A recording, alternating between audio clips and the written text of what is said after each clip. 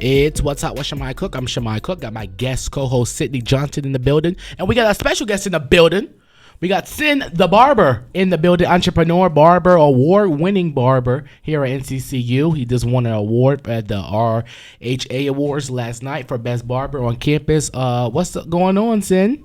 Man, nothing much, man. Really just living, working, doing school. So first of all, congratulations on your award yesterday. It was really well deserved. You have I think every time someone has like said I got a haircut, I said, "Oh, well, you get your haircut." Everybody says you. Everybody says you. So talk about, first of all, what made you want to start cutting hair? Shoot, well, my pops, he owns a few barbershops in Pittsburgh. He owns 5 barbershops. So really, he really put it in me for real. All right. So, talk about your how do you start? Like, you started cutting hair. You just didn't say, "Oh, here's a razor. I just start cutting hair." What did he teach you? Did he show you the way? How did that go?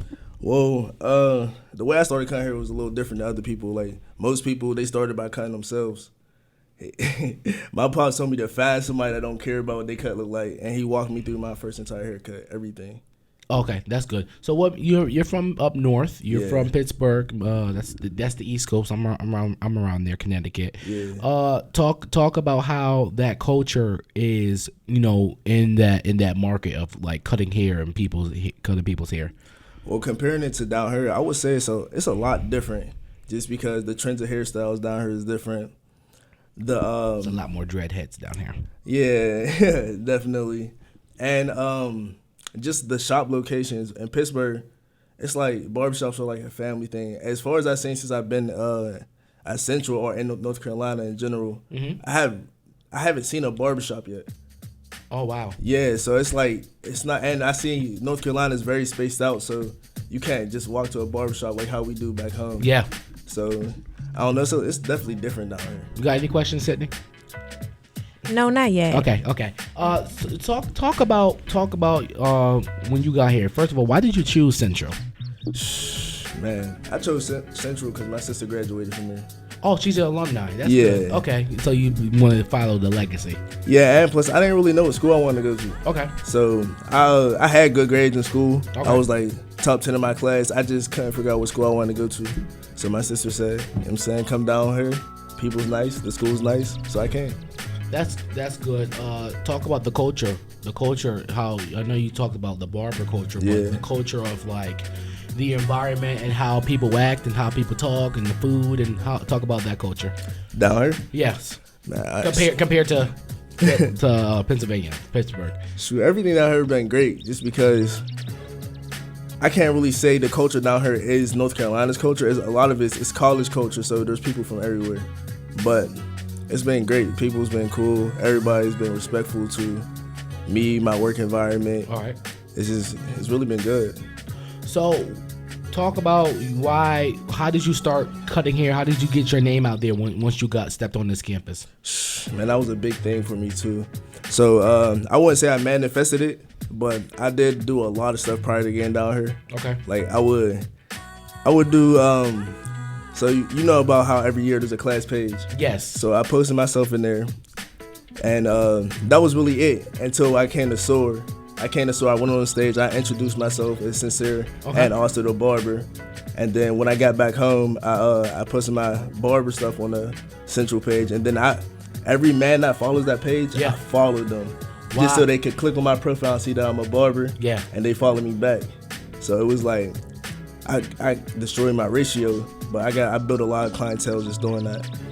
So social media is like the way how you got your clients. And yeah. Okay, that's good. Social media, and then when I came down here, it was a lot of word of mouth. Got any questions, Sydney? So how do you balance being an entrepreneur and a student at the same time? Well, I don't work as much as I used to, so it was hard for me when I first got down here because back home I was a full-time barber. Then I came down here, and I was still trying to be a full-time barber, which didn't work. Yeah. So now I really only work 4 days out of the week, sometimes 3, and I try to give myself like at least on the days I'm not working at least 7 hours to study or do schoolwork. So I had to find that balance. What's your major again? Chemistry. Chemistry. Oh, so why not business administration to carry you on? Like, so you want this barber thing to be a side hustle, or you want it to be like to be your full time once you get out of college? Like, how are you gonna do this after you graduate? So with barbering, I wouldn't say it's a side hustle because it's my full-time job right now.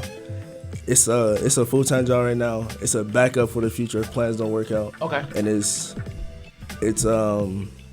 I wouldn't consider it a side hustle because even if my full plans work out, this wouldn't even be a side hustle I'll consider doing. And I remember you were telling me that you would never own a barber shop. Can you explain why? Oh, down here? Yes. Yeah, I've been driving, like, I've drove, all I see is a bunch of interstates, highways. North Carolina just looks like a bunch of roads. And I just see big businesses. I don't see no mom and pop shops anywhere. I have yet to see any. Like, y'all can recommend me some, but I've heard of AJ's right down the street. Yeah. I heard a lot of people go to him, but I haven't been there yet. But that's about it. In the Durham area, Raleigh area, that's all I've heard of. Okay. What's next for your business? I know you do hats and stuff also, right? You do clothing, right? No, that's a brand. Oh. That's actually a brand I just picked up on the way here. Oh, okay. Yeah, someone was selling clothes. I want to, you know what I mean? Support. Okay. Support, definitely. But I do wholesaling. Okay. I do a lot of wholesaling. I have a course up on my IG with my partner Salil. He's back home. If you go to my link on my Instagram, you'll find everything. I have videos, and you know what I'm saying, we got a lot going on with that. Do you plan? So chemistry. What are you gonna do with that major? What do you want to do when you get out of here? I plan to be an orthodontist. Oh wow. Yeah. You Okay. see, I got the braces now, Yeah, but yeah. that's really the end goal for me. Okay. Orthodontist. That's good. Yeah. Well, Sincere, thank you so much for coming on the show. Yeah.